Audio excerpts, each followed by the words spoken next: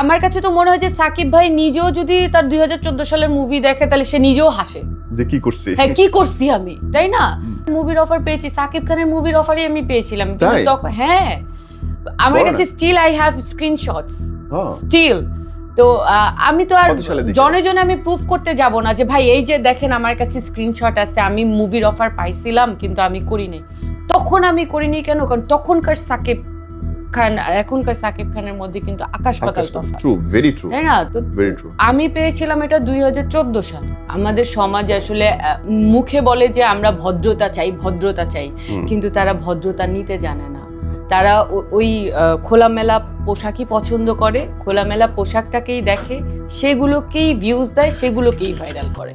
কিন্তু আমার স্ট্রাগল লাইফটার কথা যখন আমার মনে পড়ে না জানো, আমার নিজের চোখ দিয়ে অটোমেটিক্যালি পানি চলে আসে। আমার কলেজে যেতাম, সিটি কলেজে পড়তাম আমি, সিটি কলেজে তো আমি বাসে করে যেতাম, তখন বাসের জন্য লাইনে দাঁড়ায় থাকতাম, বাসে করে গিয়ে কলেজ শেষ করতাম, তারপর ওখান থেকে আমি যেতাম মগবাজার ফটোশুটে, ওইটার জন্য আবার সায়েন্স ল্যাবের থেকে বাসে যেতে হতো। তো আমার না মানে বাসে উঠে না এত শরীর খারাপ লাগতো যে আমার শরীর খারাপ লাগছে, আমি একটু রেস্ট নিতে চাই, বাট আমি রেস্ট নিতে গেলে তো ওই যে টাকাটা আসবে না, আমি তো আমার সংসার চালাতে পারবো না। তো বাসে উঠে আমার চোখ দিয়ে অটোমেটিক্যালি পানি পড়তো, আর আমি বলতাম যে আমার কষ্টের দিন কবে শেষ হবে। মানে আমি এত কষ্ট করছি আমার লাইফে, এত কাউকে কোনোদিনও বলি নাই। কিন্তু দেখো এখন মানুষ কত সহজে ভাইরাল হয়ে যায়, কত সহজে টাকা আর্ন করে, এখন মনিটাইজেশন চলে আসছে। তারপরও আমার ইচ্ছা করে না যে সোশ্যাল সাইডে আমি একটু অ্যাক্টিভ হই, কারণ আমার কাছে মনে হয় কি যে এত শো অফ, এত একঘেয়েমি, এই যেভাবে মানুষজন openly dress up get up করে, আমি এইগুলো করতে পারবো না আসলে। তো আমি আমার কাজটার মধ্যেই বেঁচে আছি, এখনো কাজের মধ্যেই বাঁচতেছি, কাজ করেই যাচ্ছি। আমার বিয়ে হয়েছিল, একবারই বিয়ে করেছি জীবনে, সেটা স্টে করেনি আনফর্চুনেটলি। এখন তো মেয়েদের অনেক চাহিদা, মেয়েদের ফোন লাগে, গাড়ি লাগে, বাড়ি লাগে, মেয়েদের মেকআপ লাগে, জামা কাপড় লাগে। এখন তো অনেক মেয়েরা বলে যে আমি একটা জামা পরলে আরেকটা জামা নেক্সট শোতে পরতে পারি না। অনেক ইন্টারভিউতে দেখছি আমি এগুলা, যে আমি তো একটা জামা একটা ইয়েতেই পরি, একটা শোতেই পরি, এরপরে আর এই জামাটা আমার পরা হয় না, এরকম করে তো অনেকেই বলে। কিন্তু না, আমি রিপিট, আমার এই জামাটাও রিপিট আজকে আমি প্রচুর রিপিট করি। হাউ ইজ লাভ লাইফ বলবা? My love life, it was like here there and there and here, এরকম হার্টবিটের মতো ups and down যেতেই থাকে আর কি, হার্টবিটের মতো। Who is he? এইটা তো বলা যাবে না, এটা বলা যাবে না। How is he? কেমন? ভালোবাসার অভিনয় তো সবাই করতে পারে, বাহ, তাই না? ভালোবাসার অভিনয় সবাই করতে পারে, কিন্তু ওই যত্নটা কয়জন দেখাইতে পারে? সে যত্নটা দেখায়, ওই যত্নটা ভালো লাগছে, ওই যত্নটা আমাকে অ্যাট্রাক্ট করছে। দেখো সিন্থি, যতবার তোমার সাথে আমার দেখা হয়েছে ততবার আমি বলছি যে you are one of my favourite and খুব পছন্দের আর্টিস্ট। আর্টিস্ট শব্দটা এই কারণে বলি আমি, যে নাচ দিয়ে তোমার শুরু, এবং নাচ অনেক কঠিন কাজ, অনেক বেশি কঠিন। আমরা যারা পার্টিতে নাচি তাদের কোনো ধারণা নেই আসলে যে ক্লাসিক্যাল তোলা, বিটের সাথে মিলানো, এটা অনেক কত বেশি টাফ জিনিস। হ্যাঁ, তোমার কাছে এটা কঠিন লাগে কারণ তুমি তো আসলে পিওর একজন শিল্পী, তুমি এটাকে রিয়েলাইজ করতে পারছো। কিন্তু এখনকার জেনারেশনের যে বাচ্চারা, ওরা তো আসলে ক্যামেরার সামনে রিলস করার জন্য হাত পা দুলালেই মনে করে যে এটাই নাচ এবং তারটাই বেস্ট, কারণ তার তো অনেক ভিউজ হচ্ছে। আমি নাচ করলে তো আমার তো এত ভিউজ হচ্ছে না, কারণ আমি ওদের মতো উগ্রতা দেখাতেও পারবো না, অত ভাইরালও হতে পারবো না। রাইট, আমি তোমার অনেক অনেক খুঁজছি, আমি এই শোটার জন্য স্পেসিফিকলি খুঁজে বের করার চেষ্টা করছি তোমার কোনো বোল্ড ড্রেস আছে কিনা, but I don't find any. আমি একদমই আনকমফোর্টেবল এগুলাতে, এবং আমি সবসময় চেয়েছি আমার শিল্পটাকে একটা গুড ওয়েতে মানুষের কাছে পরিচয় করায় দেওয়ার জন্য, কিন্তু আমাদের সমাজ আসলে মুখে বলে যে আমরা ভদ্রতা চাই ভদ্রতা চাই, কিন্তু তারা ভদ্রতা নিতে জানে না। তারা ওই খোলামেলা পোশাকই পছন্দ করে, খোলামেলা পোশাকটাকেই দেখে, সেগুলোকেই ভিউজ দেয়, সেগুলোকেই ভাইরাল করে। আমি যদি একটা সুন্দর পরিপাটি ড্রেস পরে আমি নাচ করি, কয়জন দেখে সেটা? 500 জন দেখবে, 1000 জন দেখবে, কিন্তু একটু যদি কেউ খোলামেলা পোশাক পরে নাচে, হাতা কাটা ড্রেস পরে নাচে, বাস ওইটা তো মিলিয়ন মিলিয়ন ভিউজ। আমি তো আসলে ওভাবে নাচতে পারবো। He or she become star over our, actually এখন আর নাইটও লাগে না। হ্যাঁ সেটাই। কিন্তু তাইলে আমরা এত বেশি কথা বলি কেন যে আমরা অনেক ভদ্র, আমরা অনেক, আপনি কি মুখোশ বেশি সবাই ডেফিনেটলি সবাই ফেক, এই জেনারেশনটাই ফেক, ফেক একটা জেনারেশন। হ্যাঁ, সিনথি নাচ শেখা কার কাছে, কোথায়? আমার নাচ সুলতানা হায়দার কাছে শেখা শুরু, তারপরে লুবনা মারিয়াম, মারিয়াম আপার কাছে? হ্যাঁ লুবনা মারিয়ামের ওখানে সাধনা থেকে আমার অনেক অনেক বেশি শেখা হয়েছে আসলে সাধনা থেকে। তারপরে এমআর ওয়াসেক স্যারের কাছেও আমি ওয়াসেক শিখেছি, ভাই, হ্যাঁ। কবিরুল ইসলাম রতন স্যারের কাছেও তো শিখেছি। সবার কাছে হয়েছে তাইলে। হ্যাঁ মোটামুটি। আর এখন তো শোজ সবার সাথেই শোজ করি, যেখানে শোজের ডাক আসে, যে এখন তো মানুষ জানে যে আমি আসলে নাচের শিল্পী, নাচটা ভালো জানি, তো ওভাবেই কল আসে। ইন্টারন্যাশনালিও প্রোগ্রাম করা হয়, আর দেশে বিদেশে সব জায়গায় আসলে আমি ভালোই আমি প্রেজেন্ট করছি আলহামদুলিল্লাহ। I am so happy with my work.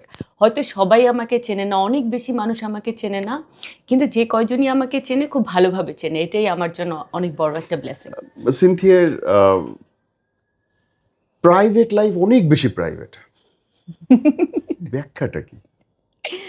আমি একটু প্রাইভেট রাখতেই পছন্দ করি, কারণ আমরা যখন ওপার বাংলা দেখি বা ওপার বাংলার যে আর্টিস্টগুলো শিল্পীগুলো দেখি, তাদের প্রাইভেট লাইফ কিন্তু একদমই প্রাইভেট। তাদের কিন্তু শুধুমাত্র স্ক্রিনে যতটুকু দেখে দর্শক সেভাবেই কিন্তু মেনে নেয়, মানে কেউই কিন্তু জানে না যে কার প্রাইভেট লাইফে কী চলতেছে। আমাদের এখানে প্রাইভেট লাইফ নিয়ে অনেক বেশি ঘাটাঘাটি হয়, শিল্পীদের প্রাইভেট লাইফ নিয়ে স্পেশালি। তো আমার শুরু থেকেই একটাই টার্গেট ছিল যে আমি আমার প্রাইভেট লাইফ নিয়ে মিডিয়াতে কখনোই কোনো দিনও আমি আলোচনা করব না, আমার ফ্যামিলি নিয়েও না। তো আমি আমার কাজ নিয়েই আলোচনা করতে চেয়েছি অলওয়েজ, তো আমি কাজ নিয়েই কথা বলি। Very tough thing. Very tough thing. But can I ask one thing? Life was simple. No, it wasn't. It wasn't simple for me. অনেক বেশি স্ট্রাগল তো করতেই হয়েছে, কাজের ক্ষেত্রে স্ট্রাগল করতে হয়েছে, জীবন নির্বাহের জন্য স্ট্রাগল করতে হয়েছে। তো যেহেতু আমার উপরেই আমার ফ্যামিলি ডিপেন্ডেন্ট ছিল, সো আমাকে রেগুলার কাজ করতে হয়েছে। মানুষ আমাকে এখনও বলে যে তুমি এত কাজ করছো, আমার কিন্তু অলমোস্ট 85 থেকে 90টার মতো নাটক আমি করে ফেলছি। তুমি এত কাজ করছো কিন্তু তোমার উল্লেখযোগ্য কাজের পরিমাণ এত কম কেন? মানে তোমার তো আরও অনেক ভালো জায়গায় কাজ করার কথা। আমার অ্যাক্টিং এখনও যদি কেউ দেখে, মানে এই যে রিসেন্টলি আমি একটা কাজ করছি, আমি অনেক সিনিয়রদের কাছ থেকে অনেক ভালো ভালো কমপ্লিমেন্টস পাইছি যে তুমি তো খুব ভালো অভিনয় করো, তাহলে তোমার কাজের সংখ্যা এত কম কেন? তো আমি বললাম যে আমি আসলে অনেক বেশি কাজ করে ফেলছি, এবং মানে সব থিমের কাজ আমি করছি। মানে আমি একটা বেসিক জায়গাতে আমি স্টে করি নাই, কারণ আমার লাইফ চালানোর জন্য আমার টাকার দরকার ছিল।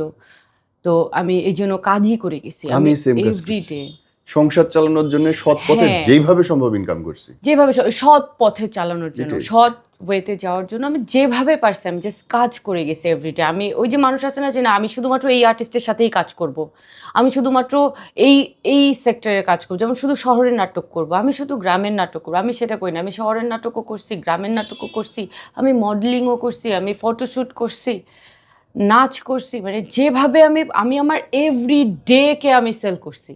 মানে নিজের দিকে আমি কোনো যত্নই নেই আমি এভরিডে, আমার সকাল শুরু হতো 7টায়, আমার রাত শেষ হতো যে 10টায়, আমি সারা দিন কাজ করছি, দিন রাত 24 ঘন্টা কাজ করছি। এই জন্য মানুষ হয়তো আমাকে চেনে না, মানে আমি কাজের মধ্যেই আমি বসেছিলাম, এবং ভালো ভালো কাজের মধ্যে আমি ডুবেছি। ভালো কাজ বলতে উল্লেখযোগ্য কাজ না, বাট ওই যে সৎ পথের যেই কাজগুলো আছে, যে না আমি কাজ করব, গল্প সিলেক্ট করছি, খুব বেশি দেখে শুনে সিলেক্ট করিনি যে আচ্ছা ঠিক আছে এইটা আজকে কাজ করলে আমার এই রেমুনারেশনটা আসবে, এই টাকাটা আসবে, যে টাকার জন্য করে দিই আমি এই কাজটা, সেটা আমি করে গেছি। জেন্ডার ইনসেনসিটিভ হবে জিজ্ঞেস করা, তাও করি যে ধরো, do you feel you are doing act like a man for your family? Yeah, ছেলের মতো আচরণ করতে হয়েছে? কারণ আমি আমার ফ্যামিলিতে বড় মেয়ে, এবং আমরা আসলে 3 বোন ছিলাম, এখন 2 বোন, 1 বোন তো আমার মারা গিয়েছে। অনেকেই জানে, যারা আমাদেরকে খুব কাছে থেকে চেনে তারা জানে যে আমরা 3 বোন ছিলাম, আর আমাদের তো কোনো ভাই নেই।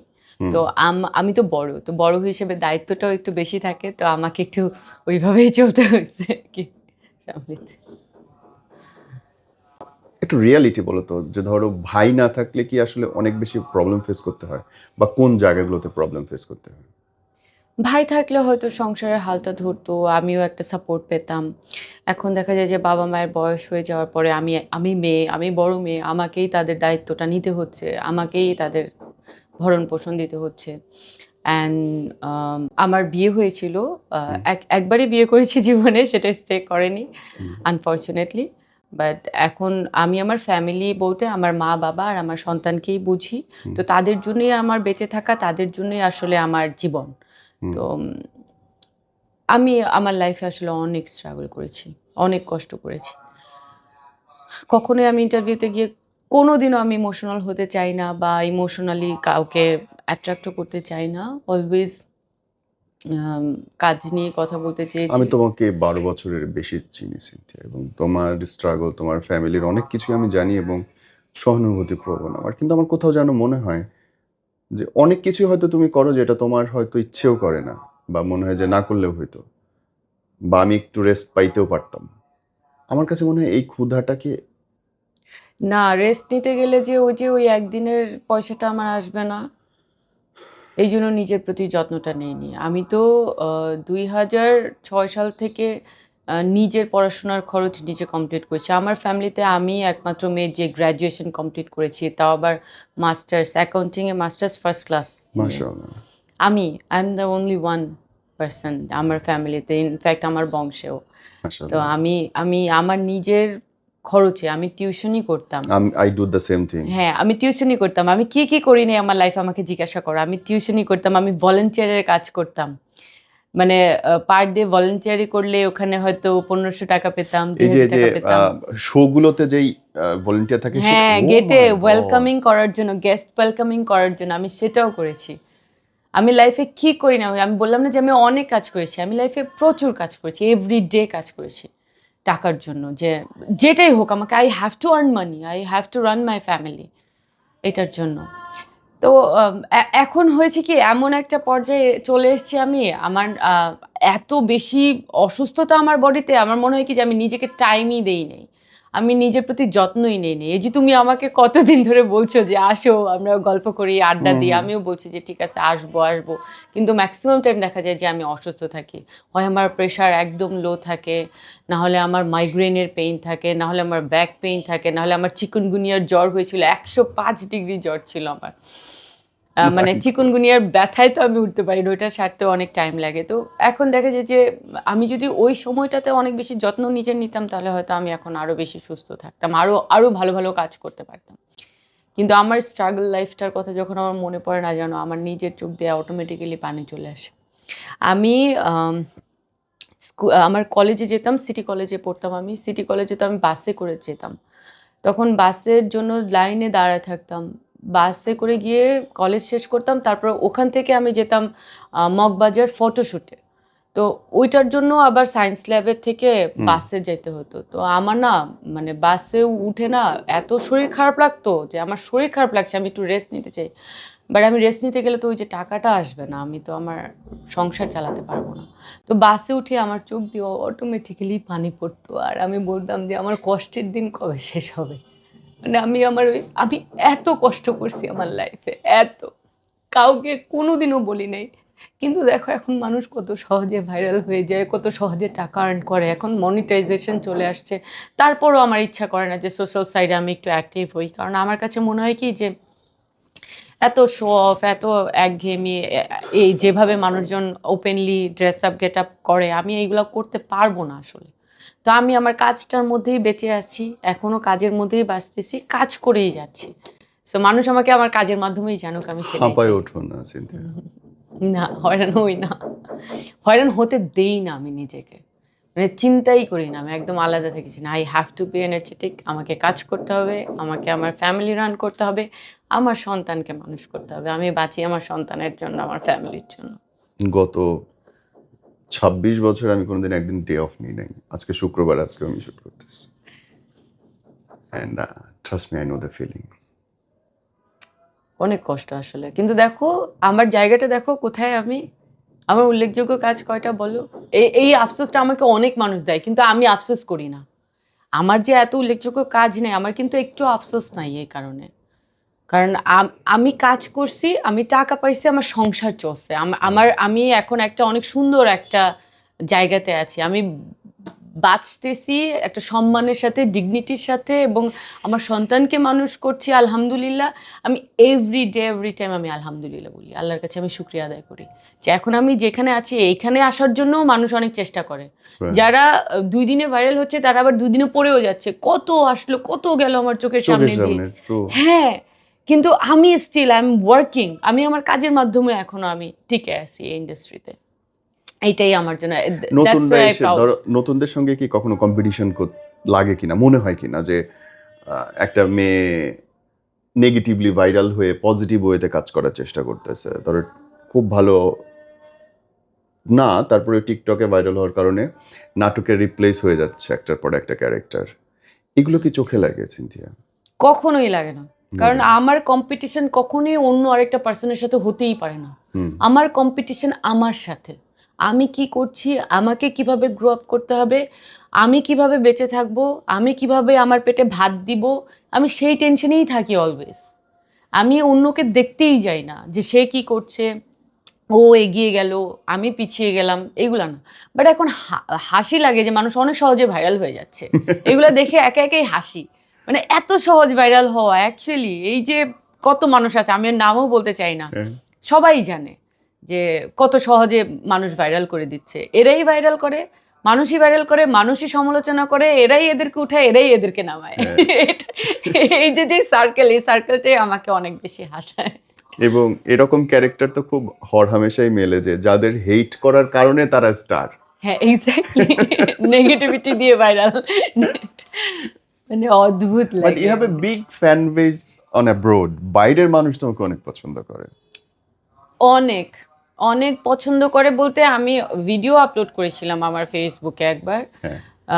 বাইরের মানুষ বলতে দেশের বাইরের প্রবাসী বাঙালি যে ভাইয়েরা আছে, যে ভাই বোনেরা যারা আছে, তারা আমার যেই নাটকটা দেখেছে সবচেয়ে বেশি দেখেছে হচ্ছে সোনার পাখি রূপার পাখি নাটকটা। ওই নাটকের যে আমার একটা ক্যারেক্টার জরি, ওরা আমাকে জরি নামেই চেনে, মানে, এবং আমি মনে হয় যেন ওদের জন্য জরি নামেই আমি বাঁচি। আমি যখন দেশের বাইরে বলতে আমি ফার্স্ট সিঙ্গাপুর এয়ারলাইন্সে করে জাপান যাচ্ছি, তো সিঙ্গাপুর এয়ারপোর্টে আমি নামছি, ওখানে এক প্রবাসী বাঙালি ভাই এসে দৌড়ে এসে, ওখানে কিন্তু আমরা অনেকেই প্রমিনেন্ট ফেস আছে, কিন্তু সবাইকে উপেক্ষা করে আমার কাছে এসে বলতেছে যে আপনি জরি আপু না, আমি আপনার নাটক দেখি, আপনার অভিনয় খুব ভালো লাগে, একটা ছবি তুলতে। তো তখন থেকে আমার আনন্দটা শুরু হয় যে আসলে মানে দেশের বাইরে এসেও একটা মানুষ আমাকে চিনতে পারছে, সে ছবি তুলছে। মালদ্বীপে গেছি, মালদ্বীপে যাওয়ার পরে ওয়াসেক স্যারের শোতে গেছিলাম, তো ওয়াসেক স্যার বলতেছে যে দেশেও তোর এত পরিচিতি নাই, মালদ্বীপের মানুষ তোকে যতটা চেনে। তো এটা মানে অদ্ভুত লাগছে আমার কাছে যে সত্যি বিদেশের মাটিতে যে প্রবাসী ভাইয়েরা আছে তারা আমাকে অনেক ভালোবাসা দিয়েছে, আমি সত্যি অনেক কৃতজ্ঞ তাদের কাছে, এবং তাদের উৎসাহের কারণে আমার আরো কাজ করতে ইচ্ছা করে যে আমি আরো কাজ করব। হ্যাঁ, মানে ওই যে বললাম না যে অনেক মানুষ আমাকে চেনে না, কিন্তু যেই 2 জন চেনে খুব সম্মানের সাথে চেনে, এবং সেটাই আমার জন্য ব্লেসিং। হ্যাঁ, কাজ করতে গিয়ে কখনো মনে হয়েছে যে আমি যদি নিজেকে আরেকটু খোলামেলা করতাম আমার অনেক সহজ হইতো? না, আমি আনকমফোর্টেবল সেখানে। ওকে, মানে আমার বডির একটা পার্টস দেখা যাবে বা মানুষ সমালোচনা করবে। তা এখন যেমন শার্ট প্যান্ট পরে আছি, এটাতেও মানুষজন উল্টাপাল্টা জিনিসপত্র দেখে, উল্টাপাল্টা কথাবার্তা বলে, আমি তো কিছুই বলতে পারি না। দেখা যায় যে 2-1টা ইন্টারভিউতে আমি গিয়েছিলাম, যেমন জয় ভাইয়ের ইন্টারভিউতে গিয়েছিলাম চ্যানেলে, তো ওইগুলো নিয়েও অনেক কথা বলছে, তুমি কে, মানে আসছে নতুন একজন কথা বলতেছে, মানে ওরা কিন্তু জানেই না যে আমি গত 23-24 বছর ধরে আমি ইন্ডাস্ট্রিতে আছি, কাজ করছি, কেউ কিন্তু জানে না, কিন্তু কমেন্ট আসে নিচে যে তুমি কে, এত পটপট করতেছো কেন, এরই তো চিনলাম না, আবার কোন মাল, এরকম করে বলতে থাকে। তো ওদের কমেন্টস পড়তে আমার হাসি লাগে। আমি রিসেন্টলি একটা ইন্টারভিউতে গিয়েছিলাম, ওখানে আমাকে জিজ্ঞেস করেছে যে সাকিব খানের মুভি করতে চান আপনি? অবশ্যই করতে চাই, কেন করতে চাবো না? বলে কখনো মুভির অফার পেয়েছেন? হ্যাঁ, মুভির অফার পেয়েছি, সাকিব খানের মুভির অফারই আমি পেয়েছিলাম, কিন্তু তখন হ্যাঁ, আমার কাছে still I have screenshots still. তো আমি তো আর জনে জনে আমি প্রুফ করতে যাব না যে ভাই এই যে দেখেন আমার কাছে স্ক্রিনশট আছে, আমি মুভির অফার পাইছিলাম কিন্তু আমি করিনি। তখন আমি করিনি কেন? কারণ তখনকার সাকিব খান আর এখনকার সাকিব খানের মধ্যে কিন্তু আকাশ পাতাল তফাৎ, ট্রু, ভেরি ট্রু, তাই না? তো ভেরি ট্রু। আমি পেয়েছিলাম এটা 2014 সালে। হুম 2014 সালে আমি নিজেও অনেক ছোট, আমি Right. মুভির জন্য কখনোই রেডি, আমাকে এখনো যদি কেউ মুভির জন্য বলে আমি বলছি আমি রেডি না, হ্যাঁ কিন্তু হ্যাঁ আমি এখনো রেডি না, কিন্তু আমাকে যদি বলে সাকিব খানের মুভি করবা, এখন আমি বলবো যে হ্যাঁ আমি করবো, he is the superstar. Right. আর তাই না? অনেক কিছু বদলে গেছে 14 বা তার আগের সিনেমাগুলো অ্যাকচুয়ালি ওয়াজ কোশ্চেনেবল। আমার কাছে তো মনে হয় যে সাকিব ভাই নিজেও যদি তার 2014 সালের মুভি দেখে তাহলে সে নিজেও হাসে, যে কি করছি। হ্যাঁ কি করছি আমি, তাই না? হুম। তো মানুষজন আমি তো আসলে নেগেটিভলি বলি নাই, আমি তো পজিটিভলি বলছি। তো আমি ইন্টারভিউতে যখন এই রিপ্লাইটা করছি যে আসছে সাকিব ভাইরে নিয়ে কথা বলতে, কই সাকিব খান আর কই তুই, এরকম করে আমাকে কত ধুইলো মানুষ, মাই গড। আমি তো ওইগুলা দেখে আমার ভীষণ হাসি পাইছে। তো নেগেটিভ কমেন্ট দেখলেও আমার অনেক মজা লাগে। But Shakib Khan has a real fan base, exactly, মানে উড়ায় দেবে সাকিব খানের নিয়ে কেউ কথাগুলো উড়ায় দেবে। আমি নিজেই তো বিগ ফ্যান উনার এখন, মানে প্রিয়তমা দেখার পর Right, থেকেই right. তো এরপরে আমি আর উনার একটা মুভিও আমি মিস করি নাই। যায় না। হ্যাঁ আমি এখন ওনার সবগুলা তুফান থেকে শুরু করে সব, নেক্সট ওনার কি মুভি আসতেছে সেগুলো আমি দেখতে থাকি, জানেন আমি ওনার মুভি দেখবো, মানে আমি এখন সাকিব খানের অনেক বড় fan। এবং উনি নিজের চেঞ্জটাও কি অসাধারণ ভাবে করছে। অসাধারণ ভাবে অসাধারণ, literally. এইটা আসলে হ্যাটস অফ টু হিম যে উনি নিজেকে চেঞ্জ করতে এবং পারছেন। মজার ব্যাপার হচ্ছে সিনেমা বদলাইলো সিনেমার লোকদের হাতে না, সিনেমা বদলাইলো নাটকের লোকদের হাতে। হ্যাঁ এক্স্যাক্টলি। এটা খুব ইন্টারেস্টিং, আমার মজা লাগে দেখতে। কারণ নাটকের লোকদের মাথায় তো আসলে ক্রিয়েটিভিটিটা ঘুরে, এবং কমপ্লিট চেঞ্জ করে দিচ্ছে সিনেমা ইন্ডাস্ট্রিকে, Right. তাই না? এখন গল্প আর দিয়ে এফডিসির মধ্যে হয় না কাজ। না, এখন এফডিসির মধ্যে ওই একটা গন্ডির মধ্যেই তো সীমাবদ্ধ না, এখন তো অনেক আগে গেছে, ও তো অনেক অনেক। তোমার আর কার সাথে কাজ করার ইচ্ছা আছে? If you got that chance, any one of this world. হিরোদের মধ্যে Yep. চঞ্চল ভাই, আহ, ট্রিমেন্ডাস অ্যাক্টর। আমার কাছে লাগে সেক্সি, হ্যাঁ যা করে। চঞ্চল ভাই, এ ফকিরের অভিনয় করুক আর হাসির অভিনয় করুক, ওর উপরে কিছু হয় না। হ্যাঁ কাজ করছো কখনো, নাটকের কাজ করা হয়েছে? হ্যাঁ সালাউদ্দিন লাবলু ভাইয়ের নাটক করা আর আছে, এক সন্ধ্যা জিনিস, পন্ডা। হ্যাঁ আর এক জিনিস সালাউদ্দিন লাবলু। আমার তো গুরু না, আমার হ্যাঁ। অভিনয় জগতে শুরু ওনার মাধ্যমে। আমার শ্বশুর আব্বাসে। হ্যাঁ আই নো দ্যাট। তো লাবলু ভাইয়ের নাটকে, যে সন্ধ্যা পন্ডা নাটকে চঞ্চল ভাই যেত, উনি ওনার পার্টটুকু করে চলে আসতো, ওই সামনাসামনি দেখা হয়েছিল, কথা খুব কম হয়েছে, কিন্তু মানে who is the toughest, who is the toughest, সবচেয়ে কাজ করা কঠিন কার সাথে, মানে কখন কি করে ফেলবে বোঝা মুশকিল, এরকম ক্যারেক্টারকে নাটকে? নাটকে হুম। কঠিন হবে তো চঞ্চল ভাইয়ের সাথেই অনেক কঠিন হবে, মানে উনি তো আসলে না, আমি বলতেছি তুমি যাদের সাথে কাজ করেছো এখন পর্যন্ত, কোন অ্যাক্টর সবচেয়ে বেশি ইম্প্রোভাইজ করে ফেলে বা এমন কিছু করে যেটা বোঝা মুশকিল যে এরপর এটা হয়ে গেল? নিলয়। হ্যাঁ হ্যাঁ ও আসলে এত বেশি ইম্প্রোভাইজ করে নাটকের মধ্যে, এবং ও একদম মানে নিলয় চাই মানে তুমি যা তাই। আমি যেমন এখন নর্মালি এখন কথা বলতে পারি, কিন্তু ওর সাথে যখন আমি নাটক করতাম তখন দেখা যায় যে স্ক্রিপ্ট পড়তাম, ওই স্ক্রিপ্টটাই মুখস্থের মতো করে যে ক্যামেরার সামনে বলতে থাকতাম, কিন্তু ও এটা চাইতো না। ও হচ্ছে যে না তুমি নিজের মতো করে বলো না, তুমি এটাকে ইম্প্রোভাইজ করো। ওর সাথে কাজ করতে গিয়ে আমি ওইটা শিখছিলাম আর কি। বাট এরপরে আর ও তো আসলে আমার বন্ধু মানুষ, বড় ভাই বন্ধু আর কি, ও আমার অনেক বড়, কিন্তু ভাই বন্ধুর মতো হয়ে গিয়েছিল। তো ওর কাছে আমি ইম্প্রোভাইজেশনটা অনেক বেশি দেখছিলাম, এখনো তো ও ইম্প্রোভাইজ করে অনেক বেশি। এবং নাফ অনেক নাটকে অনেক বদল করছে। নাফের শুরুটা কিন্তু একদমই আমরা একসাথে শুরু করেছিলাম, মানে ওই সোনার পাখি রূপার পাখি সেটেই ওর এই প্ল্যানিং। তখন আমরা 5-6 জন ছিলাম একসাথে, আমাদের যে টিমটা ছিল একসাথে। ও লাইভে আসতো, আমরাও আসতাম, শুরুর দিকের যে নাটকগুলা সেখানেও আমরা ছিলাম। তো এটা নিলয় নিজেও জানে, আমরা আসলে মানে নাফের শুরুর দিকে আমরাই ছিলাম, আর এখন তো ও নিজেই নাফকে উড়ায় ফেলতেছে, ও একাই 100, এই জন্য আর কাউকে লাগে না। নিলয় নাটকে একটা অন্য বেঞ্চমার্ক তৈরি করছে কমেডির জন্য। হ্যাঁ চেহারাও সুন্দর, আবার না শুধু কমেডি না, রোমান্টিক কমেডি অ্যাকশন সব টাইপেরই তো ও কাজ করছে, কদিন আগে একটা অ্যাকশন, কিন্তু কমেডিটা মানুষ বেশি মনে রাখছে আর কি, ওইটা বেশি নিছে। তোমার সবচেয়ে পছন্দের কাজ কোনটা? আমার সবচেয়ে পছন্দের কাজ হচ্ছে সোনার পাখি রূপার পাখি, আমার জীবনের প্রথম কাজটাই। কারণ আমার ওই টাইমের যেই get up and look and character, আমার তো মনে হয় একই রকম আসো। হ্যাঁ, ওইটার সাথে সবাই বলে যে তোমার সাথে, তোমার লাইফস্টাইলের সাথে মিলে, তোমার সবকিছুর সাথে মিলে, তুমি ওখানে অনেক বেশি ইনোসেন্ট লাগছে। তখন তো অনেক ছোট ছিলাম না। আমার তোমার তো মনে হয় 2016 না চেহারা ছবি খুব একটা বদলাইছে। বড় হয়েছে এখন, তখন তো ছোট ছিল, এখন তো বড় হয়ে গেছে। হ্যাঁ, খালি বয়স বাড়ছে, হ্যাঁ, আর exactly. কিছুই বদলাই নাই। না, এটা তুমি আমাকে ভালোবাসো বলে এভাবে বলতেছো নীরব ভাই, নালে তো অনেক চেঞ্জ আসছে। কারণ তখন অনেক শুকনা ছিলাম, আই উইশ আমি ওই টাইমের মতো শুকনা হতে পারতাম। মানুষ আমাকে এখনো বলে যে তুমি অনেক শুকনা, বাট না, ইউ আর না, আমি অনেক মোটা হয়েছি। আর এই কথা যখন বলি বেশি আমাকে খেপায় নাদিয়া আপু, বল তুই কেন বলিস তুই মোটা হয়েছিস, তুই তো মোটা না, তুই তো শুকনা, তুই শুনতে চাস যে তুই শুকনা।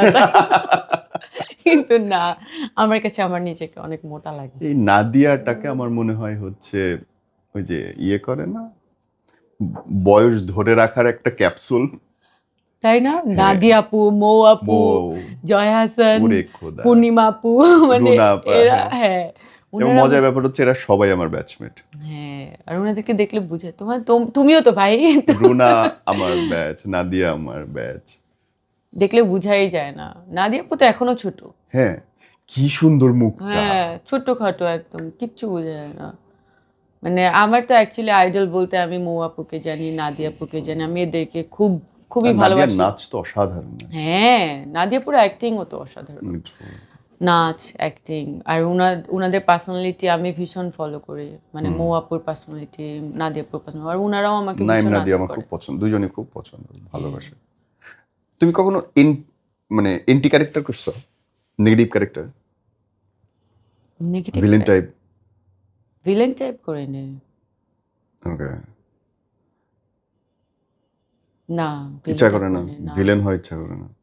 মোস্ট অফ দ্য টাইম দেখা যায় যে প্রমিনেন্ট ক্যারেক্টারই করা হয়েছে। ভিলেন, মহিলা ভিলেন ক্যারেক্টার যদি ফিল্ম হয়, will you love to do it or not? Film হইলে তো ডেফিনেটলি করব, মহিলা গুন্ডা। ভিলেন হইলেও করব। ফিল্মের ক্যারেক্টার যদি আমার পছন্দ হয়, গল্প যদি পছন্দ হয়, তাহলে আমি করব, আমি বললাম তো। কিন্তু ওই যে ইচ্ছাটা আসে না মুভির, কেন জানি। আর্ট ফিল্ম যদি হয় তাহলে আমি ওই যে গল্প পড়বো, ডিরেক্টর দেখবো, তাহলে আমি করবো। মানে পছন্দ মোস্টলি আর্ট ফিল্ম করতে চাও? আর্ট ফিল্ম ভাল লাগে। কমার্শিয়াল? কমার্শিয়াল ফিল্মগুলো না, কমার্শিয়াল ফিল্মগুলো করতে গেলে তো, যদি ওই যে প্রমিনেন্ট মানে নায়িকা হিরোইন হয়ে যদি করতে হয়, তাহলে ওই যে খোলামেলা পোশাক তো পরতেই হবে। তারপরেও তো আমি প্রিয়তমা দেখার পর একটু ইন্সপায়ার্ড হয়েছি যে ওয়াও, মেয়েটা কি সুন্দর সুন্দর, হ্যাঁ, ড্রেস পরছে, ভদ্র ড্রেস পরছে, এইভাবেও তো মুভি বানানো যায়। তাহলে এরকম অফার আসলে আমি কেন না করব? আমি তো জীবনেও না করব না। তোমার ফ্যামিলি মানুষজন কি অ্যাকসেপ্ট করে তোমাকে এভাবে, অর ওরা অন্য কোনো ক্যারিয়ার চিন্তা করে তোমার জন্য? আব্বু প্রথম চেয়েছিল যে আমি যেন বিসিএস ক্যাডার হই, মানে যেহেতু আমি পড়াশোনায় খুব ভালো, তো আমি যেন বিসিএস পরীক্ষা দেই। মানে ওই সময়টার, মানে যেই সময়টা ইয়ে থাকে, যে সময়টা পর্যন্ত আর কি পরীক্ষা দেওয়া যায়, বয়স হ্যাঁ, একটা নির্দিষ্ট টাইমলাইন তো থাকে যে 28 সম্ভবত, হ্যাঁ, 28 না যেন 30, যাই না, যাই হোক 28-30 হবে। তো আব্বু ওই পর্যন্ত আমাকে খুব প্রেশার দিত যে দেখো একটু বিসিএস পরীক্ষা দাও, আচ্ছা ব্যাংকে ঢুকো, দেখো এত বড় ম্যানেজারের পোস্ট আছে, তুমি করো, যাও। কারণ তোমার তো আসলে, আমার বাবা জানে যে আমি কতটুকু ট্যালেন্টেড, কিন্তু আব্বু যে একদমই মিডিয়া পছন্দ করে না তাও না। আব্বুর কথা হচ্ছে যে তোমার যেটা ভালো লাগে করো। আব্বু আম্মু দুইজনই আমাকে অনেক সাপোর্ট করছে, যেটা তোমার ভালো লাগে করো। তো আমি তো আমার পছন্দের জায়গা এখানে আমার নাচে, মানে আমার জান আটকে থাকে আমার নাচের মধ্যে, আমার অভিনয়ের মধ্যে। নাচে অনেক কম টাকা না? সরি এভাবে বললাম। হ্যাঁ, নাচে অনেক কম টাকা, কিন্তু যদি জায়গাটা তুমি ক্রিয়েট করতে না পারো, যখন তোমার জায়গা ক্রিয়েট হয়ে যাবে তখন কিন্তু তুমি অনেক টাকা আর্ন করতে পারবা। যেমন আমি এখন কোরিওগ্রাফি করি, আমি একটা শো করতে গেলে ডেফিনেটলি আমি ভালো একটা অ্যামাউন্ট নিতে পারি। তো আমার কাছে মনে হয় না নাচে অনেক কম টাকা। নাচে সারভাইভ করতে হয় অনেক বেশি, অনেক স্ট্রাগল করতে হয়। তো আমার এত বছর পরে এসে এটা একটু ব্যাখ্যা করো, কারণ আমি যতদূর জানি 2 থেকে 5,000 টাকা পাওয়া যায় হয়তো ম্যাক্স। সেটা তো তুমি যারা ব্যাকগ্রাউন্ড আর্টিস্ট হ্যাঁ, কাজ করে তারা ওইখান থেকে ফ্রন্টে আসা, so this is long journey. হ্যাঁ, লং জার্নি, মানে অনেক লং জার্নি। তুমি তো এত ইজিলি ফ্রন্টে আসতে পারবা না, এত সহজে না। তোমাকে তো ওই যোগ্যতাটা আর্ন করতে হবে আগে, ওই জায়গাটা তোমাকে ক্রিয়েট করতে হবে। ওই জায়গাটা যখন আমি ক্রিয়েট করতে পারছি, আলহামদুলিল্লাহ, আমার আর পিছনে ফিরে তাকাতে হয়নি। নাচ তোমাকে অনেক কিছু দিবে যদি তুমি নাচকে ভালোবাসা দাও, নাচকে যদি তুমি মনে ধারণ করো। আমি তো নাচকে কিভাবে ধারণ করি এটা আমার গুরুরা জানে, আমার সাথে মানে যারা কাজ করে আশেপাশে ওরা জানে যে আমি অসুস্থ হয়ে গেছি, আমার পা ভেঙে গেছে, আমার পা থেকে স্টেজে রক্ত গড়ায় গড়ায় গড়ায় পড়তেছে, কিন্তু আমি নাচ থামাচ্ছি না। সিরিয়াসলি? হ্যাঁ, আমার মাথা ঘুরে পড়ে গেছি। আমার সেরা নাচের গ্র্যান্ড ফিনালের আগের দিন আমি এত প্র্যাকটিস করছি যে I have to win this show. আমার মার্কিংও বেশি ছিল, কিন্তু মানে ব্যাড লাকের কারণে আমি হয়তো উইনার হইনি, বাট আমি ফার্স্ট রানার, সেকেন্ড তো আমি হয়েছি। কিন্তু আগের দিন রাতে আমি এত প্র্যাকটিস করছি যে আমি মাথা ঘুরে পড়ে গেছি, সিঁড়ির এক কোনা যে আমার এখানে ঢুকে গেছিল, এই সাইড পুরাটা ফুলে গেছে আমার ওই দিন। মানে পরের দিন হচ্ছে আমার গ্র্যান্ড ফিনালে, আমি ওইটা নিয়েও আমি নাচ করছি। আমাকে ডক্টর বলছে আপনি ইউ ক্যান নট ড্যান্স, আপনার চোখটা চলে যাইতো আর একটু হলে, আমাকে রেস্টে থাকতে বলছে।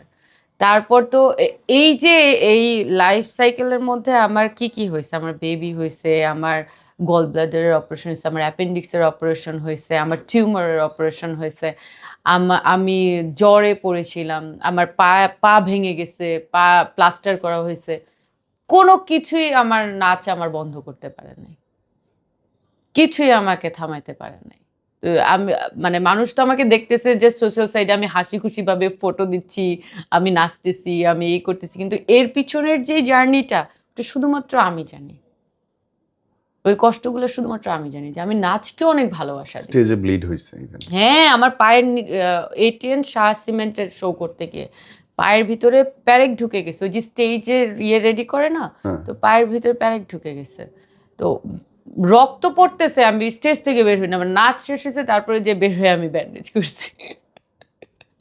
এইরকম কি পাগলার পাগলা! হ্যাঁ, তো এই জন্য তো আমি বলি যে তোমাকে তো ওই জায়গা ক্রিয়েট করতে, আমাকে তো এইভাবে মানে ক্রেজিলি ডান্স করতে দেখছে আমার গুরুরা, আমার মধ্যে ওই ক্রেজিনেস দেখছে। তারপর আবার আমি একটা ডান্স ড্রামা করি, নাম হচ্ছে মহুয়া। ওই ডান্স ড্রামায় 1 ঘন্টা টানা পারফর্ম করতে হয় মহুয়াকে।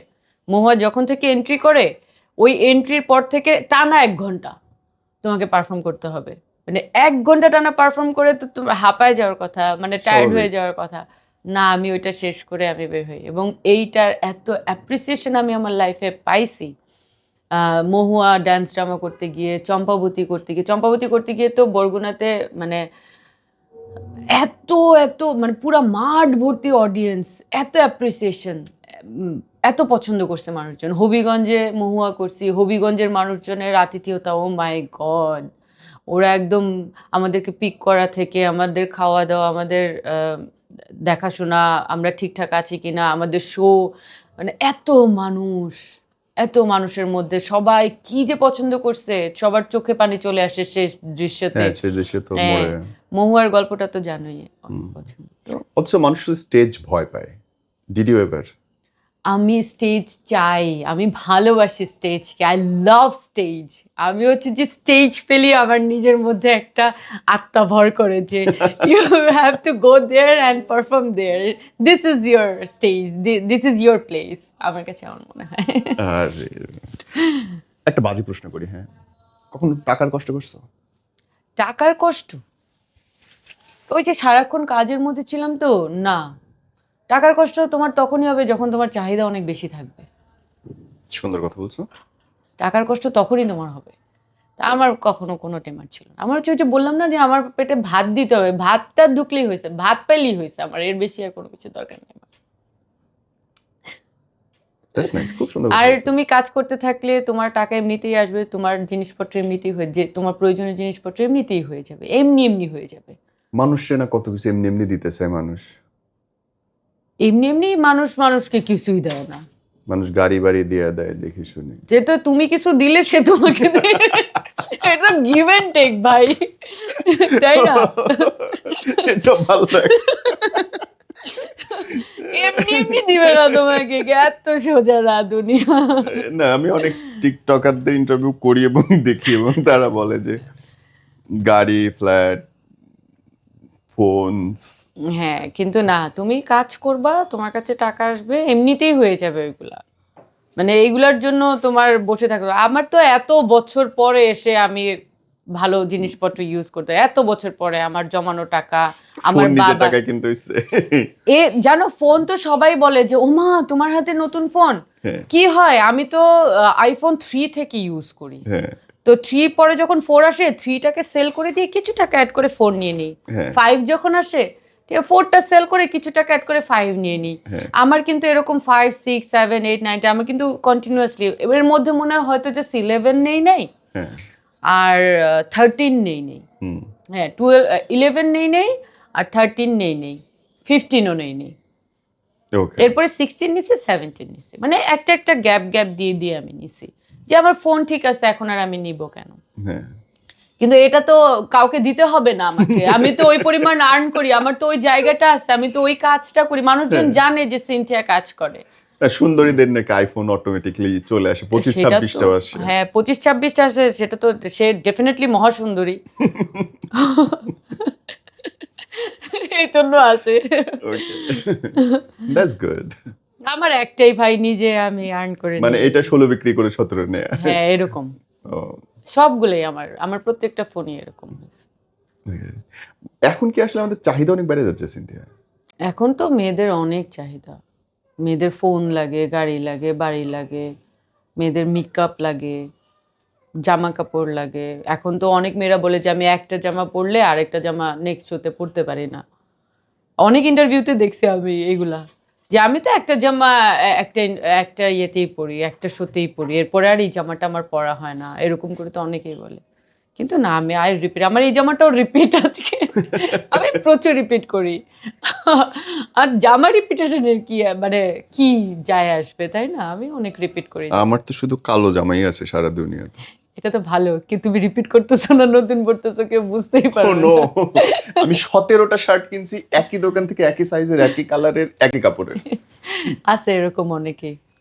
আমি এটা শিখছিলাম আমার এক sir Saidur Aftab, you know him, আমরা একসাথে কাজ করছিলাম সিটিএফএম এ, আচ্ছা, নাটক করছিলাম একটা অনেক দিন আগে। আমরা তো একটা নাটকও করছি।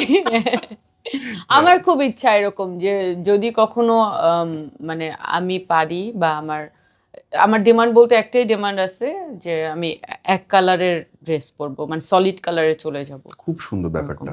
মানে খুব সুন্দর। এইটা আমার একটা ইচ্ছা হঠাৎ করে আমার নিজের মধ্যে আসছে, যে আমি একদম সলিড কালারে, খুব লাইট আমি কালার, সাদা এবং কালো করছি। আমি সাদাতে চলে, মানে ভীষণ ভালো সাদাতে লাগে। যাব, শুভ্র একটা কালার ভাল লাগে আমার। ওটা ব্যক্তি লাইফে করতে পারবো।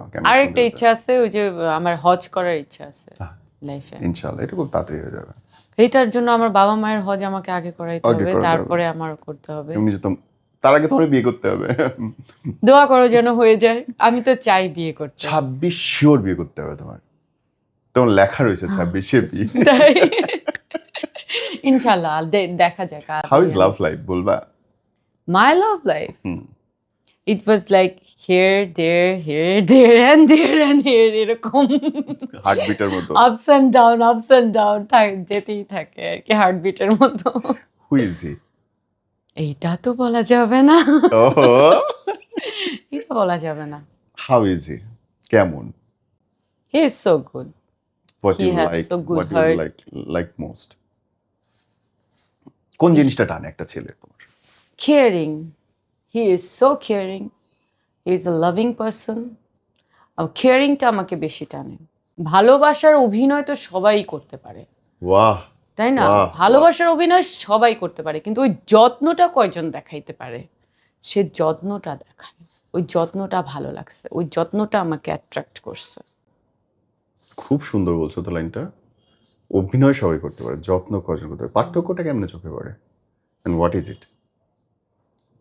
পার্থক্যটা তো তোমার ডেইলি বেসিসে যখন তুমি তার সাথে কথা বলবা বা তার সাথে চলাফেরা করবা, তখনই তুমি বুঝতে পারবা। ছোটখাটো বিষয়ে তোমার নজরে চলে আসবে, মানে ওইটা অভিনয় হতে পারে না, ওই বিষয়টা অভিনয় হতে পারে না। আমরা মানে বর্তমান যুগে মানুষ অনেক বেশি ছটফট করি না সম্পর্ক নিয়ে, অনেক বেশি অদ্ভুত হয়ে গেছি না? অস্থির, যে সমাজটাই তো অস্থির এখন। আমরা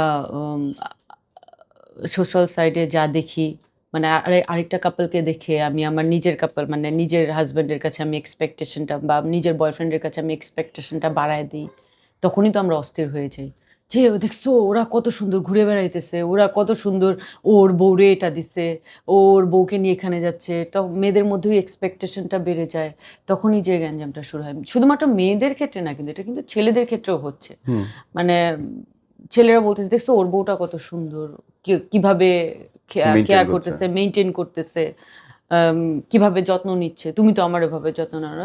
দুজনের প্রতি এক্সপেকটেশন থেকে ওই অস্থিরতাটা বেড়ে যায়, আর সম্পর্কের ইতিটাও সেখান থেকেই শুরু হয়। তোমার কি মনে হয় সম্পর্কের ঝামেলাটা বাড়ে কি কি কারণে? এক হচ্ছে ওই যে দুজনের প্রতি এক্সপেকটেশন বেশি রাখে আর গ্র্যান্টেডলি নিয়ে নেয়। ব্যাখ্যা করো একটু। মানে তাকে আমি ভালোবাসি মানে সে আমার জন্য এটা করবেই, আমি যা চাই সে আমাকে দিতে বাধ্য। ওকে। মানে এই গ্র্যান্টেডলি নিয়ে নেওয়ার বিষয়টাই তখন মানে ভাঙনের শুরু হয় আর কি, যে আমার এক্সপেকটেশন, আমি আশা রাখি অনেক বেশি, যে আমি তার কাছে এটা চাইলাম সে আমাকে এটা দিচ্ছে না, তাহলে আমি তার সাথে থেকে কি করব, তাই না? ওকে।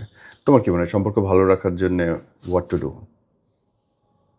সম্পর্ক ভালো রাখার জন্য নিজেকে আগে ভালোবাসো, নিজেকে সুন্দর রাখো, ফিট রাখো, সুস্থ রাখো, তাহলে তুমি আরেকজনকে ভালো রাখতে যেটা পারবে। তুমি একেবারেই করো না। না, আমি এখন নিজেকে অনেক ভালোবাসি। কবে থেকে? এখন ভালোবাসি, দেখো না, এখন আমি ফিটফাট থাকি এই হসপিটাল থেকে আসার পরে হ্যাঁ, এক সপ্তাহ এখন আগে। না, এক সপ্তাহ না, এখন আমি নিজেকে অনেক ভালোবাসি, অনেক আগে থেকে, যে আমার যা ভালো লাগে আমি তাই করি। নিজের ভালো লাগাকে প্রাধান্য দেই, নিজের ইচ্ছাকে প্রাধান্য দেই। আমরা সিনথিয়া সন্তান মানুষ করতে গিয়ে এখন অনেক টেনশনে থাকি সবাই, যে আমার বাচ্চাটা না জানি কেমন হয়ে যায়। তোমার কি মনে হয় যে আমাদের সন্তানদের কি করলে তারা অনেক বেশি ভালো থাকতে পারে বা পজিটিভ থাকতে পারে? সন্তানকে সময় দিতে হবে, যত ব্যস্তই থাকি না কেন আমাকে দেখতে হবে আমার সন্তান কি করতেছে, কোথায় যাচ্ছে, কি খাচ্ছে, কখন ঘুমাচ্ছে, এই বিষয়গুলো খুব নজর রাখতে হয় বাবা মায়ের। আমি যেমন সারা জীবন কাজের মধ্যেই ছিলাম, আমি সকালে বের হয়ে যেতাম, রাতে আসতাম, কিন্তু আমি কিন্তু সারাক্ষণ টাইম টু টাইম ও খাচ্ছে কিনা, ও স্কুলে টাইম নিয়ে গেল কিনা, ওর স্যার আসলো কিনা, ও ঘুমাচ্ছে কিনা, ও দুপুরেও ওকে আমি 1 ঘন্টা ঘুমাতেই হবে, এই রেস্টটা আমার ওকে দিতে হবে ওর মেন্টাল ইয়ের জন্য, গ্রোথের জন্য। তো আমি ওর শিডিউলটা রেডি করেই আমি বাসা থেকে বের হতাম। ওয়ার্কিং মাদার হইলে কি বাচ্চাদের জন্য ঝামেলা? অনেক ঝামেলা। বাচ্চারা তো শুধু মানে স্পেশালি মায়ের কথাই বেশি শোনে, অন্য কারো কথা তো শুনতে চায় না, কাউকে মানতে চায় না। আর আমার বাচ্চা আমাকেই সবচাইতে বেশি মানে, সবচাইতে বেশি ভয় পায়। এটা আমার জন্য মানে একটা পজিটিভ দিক। এই জন্য বাবা মায়ের উচিত যতই ব্যস্ত থাকেন না কেন আপনি, কিন্তু বাচ্চার মানে কোথায় যাচ্ছে, কার সাথে মিশতেছে, পড়াশোনাটার টাইমিংটা, মানে অনেক বেশি পড়াশোনার জন্য প্রেশারও দিলে হবে না। আমি যেমন আমার বাচ্চাকে বলেছি তোমাকে নাম্বার 1 হইতে হবে না। আমি ওকে ছোটবেলা থেকেই একটা শিক্ষা দিছি। মানে মাঝে মাঝে মনে করি আমি কি এটা ওকে ভুল শিখাইলাম? ও তো এখন ঠিকমতো পড়তেছেও না। তো আমি বলছি তুমি জাস্ট পাস করলেই হবে, আমার নাম্বার 1 হওয়া লাগবে না। কিন্তু যারা নাম্বার 1 হইছে সবগুলো তো হয় টিচার হইছে, নাহলে স্কুল কলেজের পরে আর পড়ালেখাই করে নাই। না, আর যারা নাম্বার 1, আমার ক্লাসে যারা নাম্বার 1 ছিল সব তারা তো গাধা এখন বাচ্চা-কাচ্চা হয়ে সংসার করতেছে। ওরা তো কোথাও নাই। মানে আমি তো ব্যাক বেঞ্চার ছিলাম। তো আমি দেখতেছি যে আই এম ডুইং আলহামদুলিল্লাহ, যতটুকু করতেছি ভালোই করতেছি। কিন্তু ওরা তো আসলে সংসারের মধ্যে সীমাবদ্ধ হইছে, এবং ওদের অনেক আফসোস। হ্যাঁ, তুই খুব ভালো করতেছিস, তোকে দেখে খুব ভাল লাগে। মানে ফার্স্ট কেন হইছিলি তখন? হ্যাঁ, মানে তুই তো ঠিকই খাতায় নাম লিখে দিছিস যে ও পিছনে বসে কথা বলছে। আমার নামটা তো সবার আগে লিখছিস তুই। ক্লাসের মধ্যে তো আমি সবচেয়ে বেশি দুষ্টু ছিলাম। আচ্ছা। মানে স্কুলে ওকে। স্যার ম্যাডামদের কাছে তো আমি স্টার ছিলাম দুষ্টুমির জন্য। ওই অ্যাসেম্বলিতে যাব না, বেঞ্চের নিচে লুকায় থাকবো, ক্লাসের পিছনে বসে কথা বলবো, নাইলে ঘুমায় থাকবো, নাইলে টিফিন পিরিয়ডের টাইমে আর পরের ক্লাসে উঠবো না, লাস্ট ক্লাসে বের হয়ে যাব, ক্লাস বাঙ্ক করবো। মানে কিছু একটা করতেই হবে। কিছু একটা করতেই হবে। আমার ফ্রেন্ডসরা জানে যে স্কুলে আমি কি পরিমাণ দুষ্টু ছিলাম। কতজন ছিল ফ্রেন্ড সার্কেলে তখন? আম, সবচেয়ে দুষ্টু কে ছিল ওর মধ্যে? আমি ডোন্ট সে ইউ। হ্যাঁ, এই যে আমি কিছুদিন আগেও এই সতী সাবিত্রী চেহারা নিয়ে। হ্যাঁ, আমার হচ্ছে যে স্কুল ফ্রেন্ডসদের সাথে যে কিছুদিন আগে একটা পিকনিকে গেছি, ওরা বলতেছে আরে বাপরে বাপ, তোকে তো ধরাই যাইতো না কোনো জায়গাতে, তুই এত দুষ্টু ছিলি। মানে ফ্রেন্ডসদের ঝগড়ার মধ্যেও আমি যে আরেকজনের হয়ে ফাইট করতাম, যে আমার ফ্রেন্ডকে কেন তুই এটা বলছিস। মানে কেউ কোনো প্রবলেমে পড়লে সে আমাকে বলবে, আমি যে সেটার জন্য ফাইট করবো, ওকে তুই অলওয়েজ সামনে সামনে ছিলি। আরে অনেক মজা করছি স্কুল লাইফে। এখন তো ফ্রেন্ড হয় না, তাই না? এখন ফ্রেন্ডশিপ করতে ভয় লাগে, ওই যে ফেকনেসটা বেশি মানুষের মধ্যে। এখন ফ্রেন্ডশিপ করতে অনেক ভয় পাই আমি। তো এটা এটা খুব অদ্ভুত। আমি লাস্ট ফিউ ডেজ দেখতেছি সবাই বলতেছে একা ঘুরতে যাও, একা থাকো, একা কফি খাও, একা আমি একা ঘোরো। কফি খাই, আমি একা রেস্টুরেন্টে বসি। আমি গতকালকেও একা কফি খাইছি, একা নাস্তা করি। আমি তো ম্যাক্সিমাম টাইম একা কফি খাই, ম্যাক্সিমাম টাইম। মানুষ মনে করে কি আমি কফির ছবি টবি দিই না, আমার সামনে মনে হয় কেউ থাকে বা সাথে মনে হয় কেউ থাকে। মানুষের এই ধারণা আমি কেমনে চেঞ্জ করব, কিন্তু আমার সাথে কেউ থাকে না, আমি একদম একা। আমি রেস্টুরেন্টে একা বসি, একা খাই, আমার যখন যেটা খাইতে মন চাইলেই আমি খেয়ে নিই ওটা। এবং একাই আমি আমার বিলটা আমি একাই দিই। আমি আমার লাইফ আমি একাই চালাইছি। মানে আর Self-made। হ্যাঁ, আর এখন আমার বেশিরভাগ বান্ধবীরাই তো দেশের বাহিরে। ও আমার বেস্ট ফ্রেন্ডও দেশের বাহিরে। তো নতুন করে আর ফ্রেন্ডশিপ কারোর সাথে হয় নাই। নাচের ক্ষেত্রে যারা আছে তারা সবাই কলিগস। কারণ দেখা যায় যে আমার মধ্যে কম্পিটিশনটা কাজ না করলেও আমার অপোজিটে মানে আমার যারা আমার সাথে কাজ করছে তাদের মধ্যে কম্পিটিশন কাজ করে যে ও কেন সামনে চলে গেল বা ওকে কেন অলওয়েজ মিডিলে রেখে না। এটা একটা সময় হইতো আর কি, এখন এটা কম হয় যদিও, কিন্তু আমার তো মনে আছে যে কে আমার পিছনে কি কি করছে। ও मैं তো भूला नहीं। তাদেরকে আমি ফ্রেন্ডলি নিতে পারি না, মানে মিশি তাদের সাথে বসি, কিন্তু ফ্রেন্ড ওই কাজের জায়গায় বন্ধুত্ব হয় আসলে। কাজের জায়গায় বন্ধুত্ব যেটুকু হয় ওটা ফেক হয় আসলে। আমারও তাই লাগে। কলিগ হয়, আমি ভালো কলিগ হ্যাঁ হয়। কলিগ হয়, ভালো কলিগ হয়, কিন্তু বন্ধুত্ব যেটা ওইটা হয় না। কখনো সিনথি এইটা হয়েছে যে প্রফেশনাল লাইফের কোনো রিউমার পার্সোনাল লাইফে খুব হ্যাম্পার করছে? প্রফেশনাল লাইফে তো আমার কোনো রিউমারই ছিল না। রিউমার যদি থাকতো তাহলে আমি আজকে ফেমাস হইতাম। মানে তুমি যে কোশ্চেনটা করছো আমি ভীষণ আফসোসের সাথে এটার অ্যানসার ট্রাস্ট দিতেছি মি আই নিউ যে রিউমার যদি থাকতো তাহলে আমি আজকে ফেমাস থাকতাম। রিউমারটাই নাই, রিউমারটা করতে পারিনি আমি। তারপরও পিছনে পিছনে আমার নামে গসিপ করছে অনেকে, ভুলভাল গসিপ করছে, ওগুলো শুনে হাসছি। যার নামে করছে যে করছে সেও হয়তো পরে শুনে হাসছে, আরে আমি তো ভুল বুঝছি ওরে নিয়ে, আমি এটা কি বললাম। মানে রিউমার আসলে নাই আমাকে নিয়ে, আলহামদুলিল্লাহ। এখন তো মানুষ নিজেরা পিআর টিম খরচ করে নেগেটিভ রিউমার ছড়ায় যে আমি কেন বল। আমাকে নিয়ে নেগেটিভিটি ছড়াইতে যাব? কে টাকা খরচ করে নিজের খারাপ দিক দেখাইতে চায় আমি জানি না। ওরা ভাইরাল হওয়ার জন্য দেখায়, আমার ভালো লাগে না। মানে আমি যেরকম আছি, আমি আমি তাই। আমার দরকার নেই ভাইরাল হওয়ার, ভাই মাফ চাই। আমি ওইভাবে ভাইরাল হতেও চাই না।